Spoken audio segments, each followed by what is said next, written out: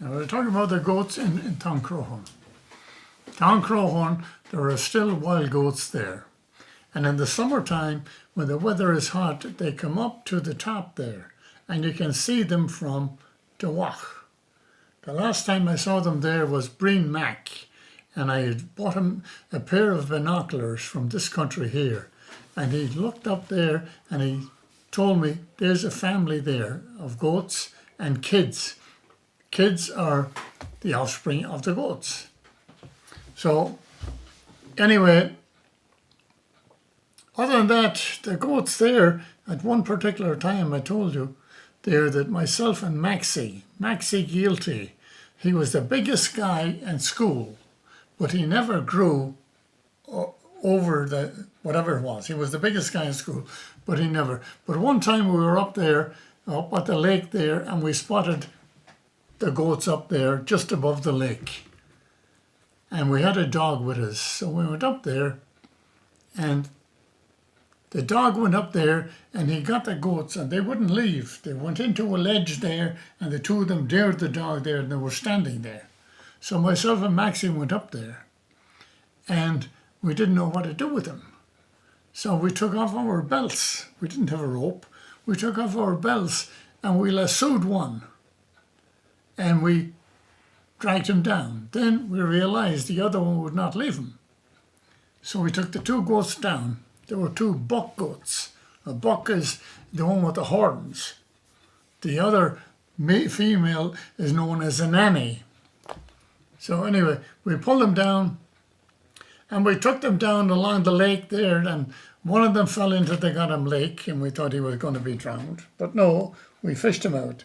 We finally got him back down into the Wach, into Kiel West. And we put them into Martin Joe's shed there. And we left them there then. The next morning, Maxie came over to me, to the house, and he says, come back. He says, I can't go in there. They're watching me there. They're in the corner. I'm afraid they're going to charge or something like this. I says, okay. So we went back.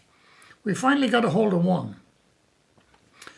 And we knew the other one would follow. They wouldn't separate themselves. So they got out to follow. So we tied him in front of Guilty's there, now known as Alan Guilty's. We tied him in there and with a rope there and gave him so much slack and things like that.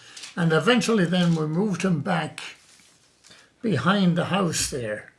But we didn't give him enough slope or enough slack actually on the thingy. So he tried to jump from there over into Danny Bigetti's place.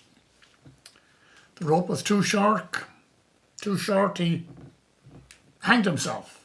That was it. There was one guy. Now the other guy was there, and Michael Guilty at that time thought, oh, it'd be a great idea there to have this roast, this ghost roast. Oh, it was advertised everywhere. At Guilty's, yeah, we're going to go back there. They're going to roast a ghost, a goat there. So anyway, they did. And they put it on a spit, and they butchered it and cleaned it and put it on a spit. And they invited people to go over there. And they did. A lot of people showed up. But it was like as tough as leather, because the male of any animal there is not as, as good as the female. The meat there is stronger and things like that. But anyway, that's what they did with the goat. And that was the end of the goat. They had the goat roast and things like that. My father then had 12 goats. And I remember him milking the goats up in the shed there at Eugene's, at the back of Eugene's house. He let them go anyway, and apparently they wound up going back to Town Crowhorn. And that was the end of the goats. So